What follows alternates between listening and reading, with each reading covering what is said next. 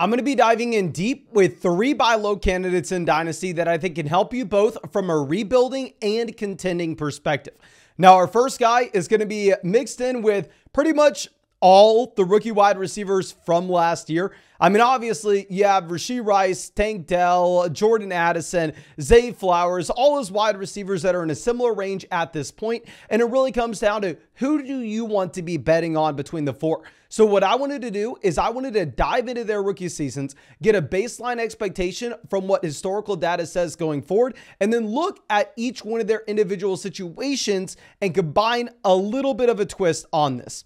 So first thing is, we went over to the RotoViz screener. We essentially just looked at the top 10 most similar seasons from a rookie perspective. So these are all rookie wide receivers since the year 2000. For Jordan Addison, you have Zay Flowers on this list, Jaden Reed, a couple other rookies. And you have Elijah Moore, CeeDee Lamb, Chase Claypool, DK Metcalf, Darius Slayton, Calvin Ridley, and Percy Harvin. So, I mean, you have phenomenal wide receivers, right? If Addison turns into what Ridley was, that's a massive hit. If he turns into Lamb, that's a massive hit. If he turns into Harvin, that would be exciting. But at the same time, you do have busts on this list. I don't want to come out here and act like he's Justin Jefferson, he's Jamar Chase. Raptors rookie season, you know, no matter what, he's a top 5 guy. No, I mean, obviously, it's a little bit worrisome seeing someone like Darius Slayton, seeing someone like Chase Claypool, seeing someone like Elijah Moore on this list as well. So I do want to set the baseline that based off this first screener, you are at least seeing that you have the upside, but still the floor case that is pretty damn low with Addison. Now, going over to our next guy, Tank Dell, based off the initial screener, we're going to get a little bit deeper in this in just 1 minute. Looks like a top-end stud. I mean, right now you're looking at his comps being Olave, Ayuk, McLaurin, Amari, Evans, Keenan, Julio, AJ Green. Yes, Terry McLaurin's never been a top 20 wide receiver, but still, he had a decent amount of value in Dynasty at one point. And if you're looking at worst case scenario turns into Terry McLaurin, you're probably still pretty happy with that. And Tank Dell does look to be the better wide receiver out of the 2. We go over to Rashee Rice. Rashee Rice had a great rookie season as well. He actually comps to Flowers and Addison from this same rookie class, but then some studs. Amon-Ra St. Brown, CeeDee Lamb, T. Higgins, Terry McLaurin, Calvin Ridley, Brandon Cooks, Percy Harvin. Stud after stud after stud. Going over to Zay Flowers, you're kind of seeing the same thing. Flowers says Rice and Addison that he comps to, all these guys, were somewhat similar with their rookie seasons, but he's a little bit on the higher end where he is next to St. Brown, Lamb, Higgins, Kupp, Landry, Macklin, and Dwayne Bowe. So yes, if you're looking at these guys, you'd say, okay, based off their rookie seasons, I mean, at least Tank Dell was probably the best. Then Rashee Rice and Zay Flowers were both very, very, very good. And I am going to maybe just surprise some people here. I'm buying Jordan Addison. I'm buying the guy that had the worst rookie wide receiver season out of this group of 4. Now, of course, we'll talk about the context in just one bit of the situations that they were in and the situations that they will be in going forward. But before we get that nuance, I do want to give y'all a little more information because we know, and we have seen it time and time again, that wide receivers that come into the NFL at 23, at 24 years old, that hit immediately may see a severe cap to their ceiling. A good example of this is Terry McLaurin, who came into the NFL post a great rookie season and then never gets better. He never has a top 20 year at the NFL level from a points per game perspective. And big reason for that, and of course, it's a little more nuanced, but one factor is his rookie season was 23 years old, right? So if you're 23 years old as a rookie, that's very different than someone who only played 3 years in school and came into the NFL at 21.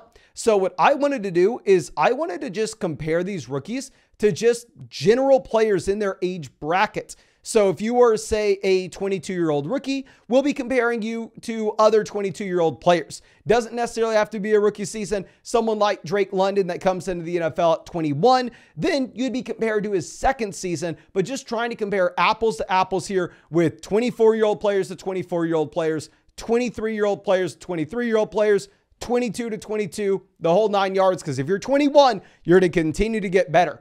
And I know this is a big surprise to many people. Tank Dell is 24 years old.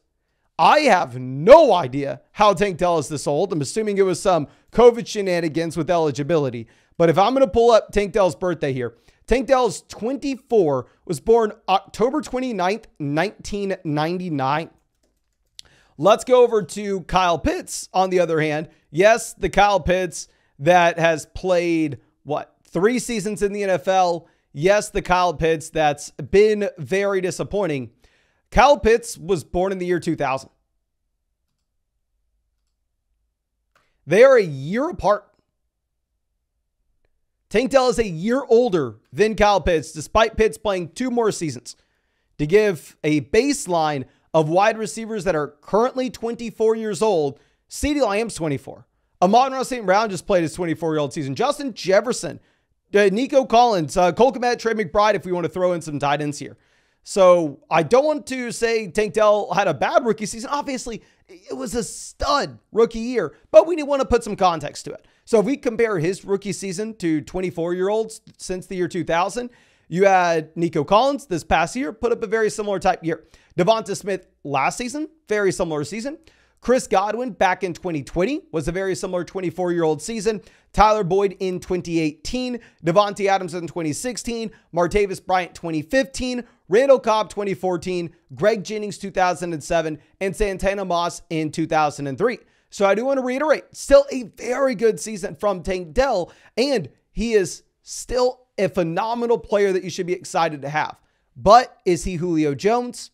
Is he AJ Green? Just because he had a similar rookie season? Nope, the man was 24. Now, going over to Rashee Rice and Zay Flowers, these are 23-year-old rookies, right? So still incredibly old in their own right. And 23-year-olds this past year at the NFL, you had Chase, Wilson, Olave, Rice, Flowers, Reed. But nonetheless, you're Jamar Chase, right? This is the age that you're sitting at. And if we compare Rashee Rice to other 23-year-old players, you have Zay Flowers, Jerry Jeudy, Terry McLaurin, Jamison Crowder, Willie Snead, Des Bryant, Mario Manningham, Dwayne Bowe, and Nate Burleson. So yeah, you still have studs, still have someone like Des Bryant, but you're not Julio Jones, you're not AJ Green, you're not Keenan Allen, you're not some can't miss prospect. Zay Flowers, similar type story here. He comps to Rice, Reed from this past class, and then also Jeudy, Jamison, Des, Mario Manningham, Dwayne Bowe, Corin Robinson, and Travis Taylor. Now, let's move over to Jordan Addison, because Jordan Addison was 21 years old. So Jordan Addison putting up a similar season at 21 years old, in my mind, is significantly more impressive, where Addison's 21-year-old season comps to Drake London, Elijah Moore, CeeDee Lamb, T. Higgins, Josh Gordon, Jeremy Maclin, Percy Harvin, Hakeem Nicks, and Larry Fitzgerald. Not to mention, if we take a step back and we remember what these wide receivers were like as prospects, who is the most impressive prospect out of this list? In my mind, the most impressive prospect here was Jordan Addison. I don't really know anybody who had Flowers ranked ahead of Addison. Definitely nobody who had Rice or Dell ranked ahead of him. So if I'm looking at it, Jordan Addison put up a similar type season as a rookie. However, he was 3 years younger and he had an injured quarterback. A lot of these games are played with Joshua Dobbs. And on top of this, he was a much better prospect coming into the NFL. So if I'm going to be buying a wide receiver between these guys, I'm going to go ahead. I'm going to be buying Jordan Addison. I think a couple different flips that I would look to make. Right now, if you look at the flockfantasy.com community rankings, Drake London is neck and neck with Addison. London's actually one spot before him. Jordan Addison is a rookie, essentially just put up a better season than what Drake London has ever had. So I'm going to go ahead. I will be betting on Jordan Addison out of pretty much anybody in this range. I've actually drafted him consistently in underdog drafts as of late. I believe I've taken him in every single underdog draft that we have had. And yeah, I'll continue to draft him there. I'd love the price point Dynasty as a mid wide receiver too. And of course, if you want to get into an underdog draft with us, I would say now is by far and away the best time, because before the game this Sunday, if you sign up with code FLOCK, you're going to get a 100% deposit match, plus our Dynasty Fantasy Football rankings, a special Patrick Mahomes pick'em, more than less than half a total yard. And on top of that, Underdog's giving away $1 million in airdrops for people who play pick'em with the big game on Sunday. All I got to do, use promo code FLOCK, get the special pick'em, get our Dynasty rankings, get the 100% deposit match, and get it entered in to win some of that $1 million airdrop. Now, going over to our next guy, I want to be on record. He had a horrendous rookie season, and his expected hit rate, not too high. Bryce Young is someone that I am hesitant to bring up, because if we are looking at Bryce Young here, I want to stress, I do not think he is going to ever turn into a top 5 quarterback at the NFL level. I do not think that he is ever going to turn into a top 10 quarterback at the NFL level. If we were looking at the median expectation for Bryce Young, he is most likely going to be a bust. Now, of course, when we say that he's most likely a bust, it all comes down to a game of probabilities. If you're sitting here thinking, oh, okay, yeah, there's about a 55% chance that Bryce Young never develops, never turns into anything, then yeah, you probably actually want to go through and buy him right now in Dynasty Fantasy Football, because a couple different factors. One, if there's a 40% chance that he's able to turn it around and break out, then honestly, at his price tag, I'm willing to buy. Right now in the flogfantasy.com community rankings, he is directly behind the rookie pick 110, Amari Cooper, and directly ahead of Mike Evans, Evan Ingram, and Tajee Spears. In Superflex, give me the guy that just went #1 overall in the NFL draft over Tajee freaking Spears. So that's the first thing, is the price point. You can admit that he is most likely a bust, and still, even if he only has a 40% chance of working out, it may be a lot higher than some of the other players in this range. The second thing is, when you have the name brand value of a Bryce Young, the second that he does something this next season will be the second that people are willing to buy in. Bryce Young comes out and just say he has a hot 4-game stretch to open up the year where he looks like a low-end quarterback one. He looks like he put it together. Out of all the guys in the range of these rankings, he's the only one who can skyrocket in value. It doesn't matter. Tajee Spears comes out, puts it together, a hot 4-game stretch. What is he really worth? Can you sell him for the 103? No, probably not. Mike Evans puts together a hot 4 games. Doesn't really impact his dynasty value. Doesn't really impact it for Amari.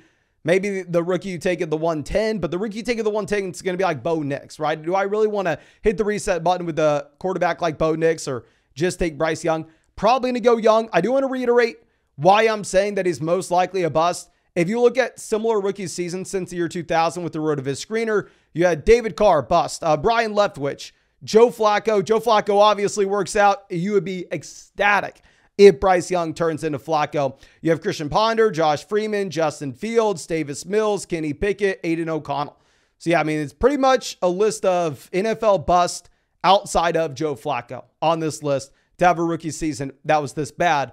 There is one bright spot. That is going to be the new coach coming over to the Carolina Panthers. To go through his history just briefly, starts off with Carson High School as an offensive coordinator in 2004 to 2005. If we pull up their 2000, obviously I'm joking, obviously that has no impact. But if we look at what actually kind of matters, going over to when he started off as the quarterback coach for the Seattle Seahawks, was with the Seahawks as the quarterback coach, as well as the passing game coordinator with Russell Wilson from 2018 through 2021. And if you look at this stretch of games for Russell Wilson, Russ goes out 2018, 35 passing touchdowns, 7 interceptions. The following year, 31 passing touchdowns to 5 interceptions. The next season, 40 passing touchdowns to 13 interceptions. 2021, 25 passing touchdowns to 6 interceptions. Immediately after, when he goes to Denver, the man turns into a pumpkin. Now, am I coming out saying that he is solely responsible for Russell? Of course not. Of course, he's not solely responsible. But nonetheless, he helped contribute to really good Russell Wilson seasons, where Wilson hasn't really been that good since then.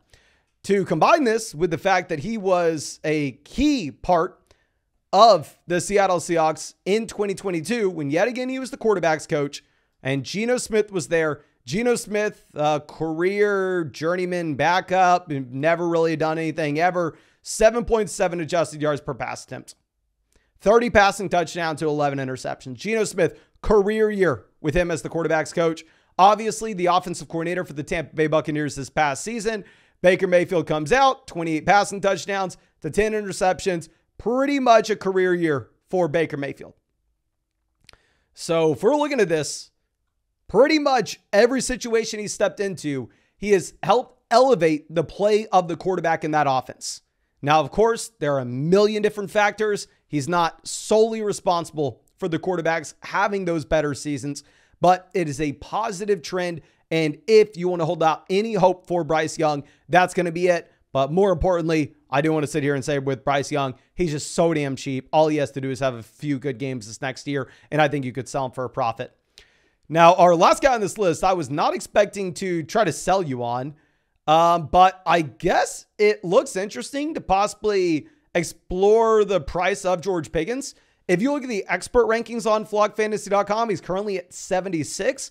However, if you look at the community rankings, he is currently at 90. In the community rankings, he is right alongside Christian Kirk, Josh Jacobs, Josh Downs, Chris Godwin. In this range, George Pickens really stands out for me. He's the highest in this range for my own wide receiver rankings relatively easily. Now, with Pickens, if you just look at his counting stats, going to look better than they actually were, right? I mean, he had 800 receiving yards as a rookie, 1,100 receiving yards as a year 2 player. That's awesome. I mean, you love to see that. But to be fair, play 17 games both seasons, right? So if you actually just convert this over to a per game perspective, it's not as impressive, but still, nonetheless, respectable rookie and second year seasons. To go along with this, Deontay Johnson does not have a contract in 2025 where Deontay is kind of at the end of the road here in Pittsburgh, or at least how it seems right now. And more importantly, while the quarterback situation is uncertain in Pittsburgh, we can safely say that whoever's coming in is probably going to be better than what you had Pickens dealing with over the past 2 seasons. Kenny Pickett in his NFL career has gone out and averaged 5.8 adjusted yards per pass attempt. Kenny Pickett was Bryce Young before Bryce Young was Bryce Young. Now, of course, hopefully Young turns it around in year 2, but Pickett was not able to. And if you look at how bad 5.8 adjusted yards per pass attempt is, which is what he's had to deal with over the past 2 years, there were 5 quarterbacks that have 5.8 or fewer adjusted yards per pass attempt in the NFL this past season. That was Zach Wilson, Sam Howell, Joshua Dobbs, Mac Jones, Bryce Young. So a rookie and then 4 guys that are never going to have an NFL job ever again.